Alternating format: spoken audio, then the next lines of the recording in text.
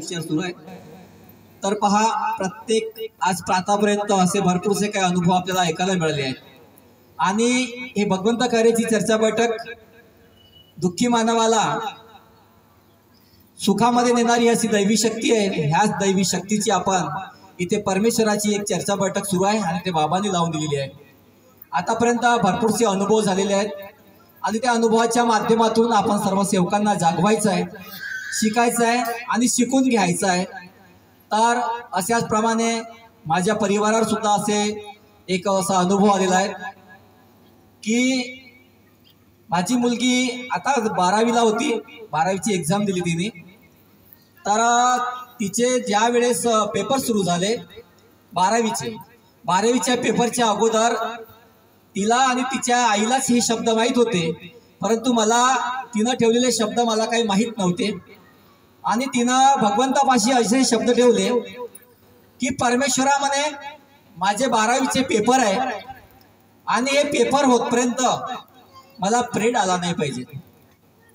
हा शब्द माझ्या मुलीनं परमेश्वरापाशी ठेवला, पण मला माहित नव्हतं, पण तिच्या मम्मीला माहित होतं। आता पेपर म्हटलं की पेपर म्हणजे 12वीचे पेपर, परंतु त्यानंतर मध्ये नीटचे सुद्धा पेपर सुरू होते। आता नीटचे पेपर 10 दिवस 15 दिवस असे गॅप राहते, कंटिन्यू पेपर ते राहत नाही। आता भगवंतानं पेपर म्हणून शब्द पकडला आणि हिला वाटलं की माझे 12वीचे पेपर, पण पेपर म्हणजे नीटचे पण त्याच्यामध्ये आलेच आणि परमेश्वराला तो शब्द पूर्ण करावा लागेल।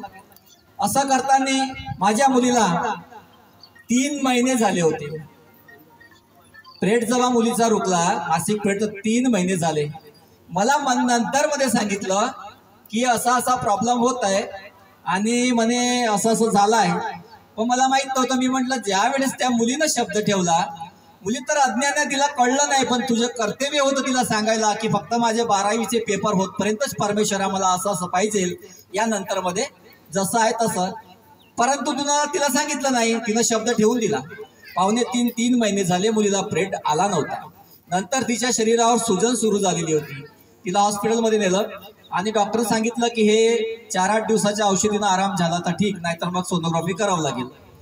मग आम्ही तिला परमेश्वरापाशी तिच्या शब्दाची सोडवणूक करायला सांगितली। म्हटलं बेटा, तू एका तासात 3दा परमेश्वराला माफी माग आणि तीर्थ बनवून घे। असं आम्ही तीर्थावर जास्तीत जास्त तिला खूप उपाय केले, चालू होतं। ती शेवटी तिला आराम नाही झाला, परंतु मग आम्ही निवासस्थानामध्ये गेलो। ठाकरे काकाजी माझे कार्यकर्ता आहेत, त्यांना मी सांगितलं आणि त्यानंतर मध्ये त्यांनी शब्द दिला मला की म्हणे तुम्ही एका तासामध्ये कोणत्या दिवस निश्चित ठेवा आणि एका तासात तिला तीर्थ बनवून द्या, परमेश्वराला माफी मागा। तसंच पुन्हा केलं तर बरोबर जसं आम्ही पहिलं तीर्थ 21 फुकाचं दिलं, दुसरं तीर्थ 11 फुकाचं दिलं आणि तिसरं तीर्थ आम्ही तिला 7 फुकाचं दिलं। उठून बाई आमची तीर्थ घेऊन थोडीशी दूर गेली, प्रेड झाली। हा म्हणजे कसं आपण स्वतःला कधी कधी खूप ग्रेट समजतो, आहे की नाही? कधी कधी सेवक स्वतःला खूप ग्रेट समजतो आणि ह्या मार्गामध्ये ग्रेट चालत नाही। जो जास्त ग्रेट समजत असेल, जसं मला माईकवर खूप बोलता येते, मी स्वतःला ग्रेट समजतो, तो या बाबाच्या मार्गामध्ये अति बोलणारा, अति चालणारा, अति वागणारा, अति हुशारकी मारणारा तो सेवक बाबाच्या मार्गात तरल्या जाणार नाही। जो सेवक ह्या मार्गामध्ये नमल्या जाईल, जो नमून चालेल, कोणाचं काही सहन सुद्धा करत असेल, कोणा बोललेलं रागावलेलं जरी त्यानं सहन जरी केलं, जो नमला तोच या मार्गामध्ये जमला, अन्यथा तो सेवक जमत नाही। आज आम्ही मार्गदर्शक आहोत, आम्ही स्वतःला जरी हुशारकी मारत जरी गेलो, समजा मला खूप समजते, मला कोणाला विचारायची गरज नाही, मला खूप ज्ञान आहे, मला खूप समजते, मी कुछ हे केलं ते केलं, असल्यानं चालणार नाही। शेवट आमच्यावर बी अडीअडचणी जरी आल्या तर आम्हालाही आमच्यापेक्षा ज्येष्ठ जे मार्गदर्शक आहे त्यांच्या अनुभवाच्या माध्यमातून आम्हाला त्यांना विचारून शब्द घ्यावा लागेल, तर आम्हालाही अनुभव मिळेल आणि त्याच्यातून आमचे दुःख किंवा सेवकाचे दुःख दूर होईल। कारण की मी माझ्या शब्दावर परमेश्वराला सांगून मी तर केलं, पण शेवटी मला तिथे जाऊन शब्द घ्यावा लागला। तो शब्द घेतला, मी तसंच केलं, त्याच्या अगोदर तर मी पण केलं, पण आराम झाला नाही। पण त्यांच्या शब्दावरच दुःख दूर, जो तिचा त्रास होता झाला। म्हणजे शब्दरूपी भगवान, शब्दरूपी सैतान भगवंत आपल्यासोबत 24 तास आहे. कुणी चांगले कर्म करते त्याला टीका टिप्पणी करते, जो चांगला प्रचार प्रसार करते त्याच्यावर लोक टीका टिप्पणी करते, जो चांगले कार्य करते त्याच्यावरही टीका टिप्पणी प्रत्येक लोक करते. कारण की एक जगाची रीत तयार झालेली आहे, रीत बनली आहे रीत. एक सेवक चेंबराला भारी असते, जो चांगले कर्म करते चांगला आहे ना त्याला बी जडणारे सेवक गावामध्ये आजूबाजूला जास्त असतात. त्या तुम्ही अनुभव घडलेला असेल. एक अनुभव सांगतो मी, एक एक्झाम्पल, एक उदाहरण देतो. बघा लोक कसे असतात, चांगलं करून तरी मरणं, नाही केलं तरी मरणं, केलं तरी मरणं. वाईट लोक प्रत्येक देतात. भाजी बनवली, भाजीमध्ये मीठ कमी आहे म्हणणारे बी इथे आहेच, आहे की नाही. कढीमध्ये पाणी जास्त झालं तरी आहेच म्हणणारे, पोळ्या ठोकळ झाल्या काळ्या झाल्या तरी म्हणणारे आहेच. कारण की करणारा चुकतो, खाणारा तर चुकत नाही. हा आयताच खाते ना, पण तिला किती मेहनत करणं आहे. अशा प्रकारे बघा, एक वडील आणि एक मुलगा, दोघांनी एक घोडा विकत घेतला. आणि तो घोडा विकत घेऊन सगळ्यांनी तो घोडा त्यांनी पायदळ पायदळ पायदळ पायदळ रस्त्यात गेला. समोर जाताना एका गावामध्ये चौकामध्ये 4-5 लोक बसले होते. ते विनाकारण लोकांची निंदा चेष्टा करते, लोकांवर नजरा ठेवते, टीका टिप्पणी करते. त्यांना काही नाही, चौकात बसला, खर्रा गेला, घोटत राहायचा. याची बायको अशी, त्याची बायको त्याची, त्याची सून त्याची, त्याची सासू त्याची. निंदा चेष्टा करणारे चौकात पानटपरीवर बसणारे जास्त तेच. पानटपरीवर केव्हाही विषय तुम्हाला भगवत कार्याचा मिळणार नाही. भगवत कार्याचा तुम्हाला मिळेल अनुभव, तो मिळेल तो चर्चा बैठकीमध्येच मिळेल, भगवंताच्या चर्चा बैठकीत मिळेल. असं घोडा जाताना दोघंही त्या घोड्याला पैदल घेऊन जात आहे. चौकामध्ये लोक बसून होते. काय म्हणतात, अरे हे येडे झाले का, हे दोघे बाप लेका येडे झाले का, एवढा मोठा घोडा विकत घेतला, हा घोडा घेऊन चालले, त्या घोड्यावर बसायचं तर हे मूर्ख लोक पैदल चालले. म्हटलं शेवटी लोकांनी म्हटलं त्याला.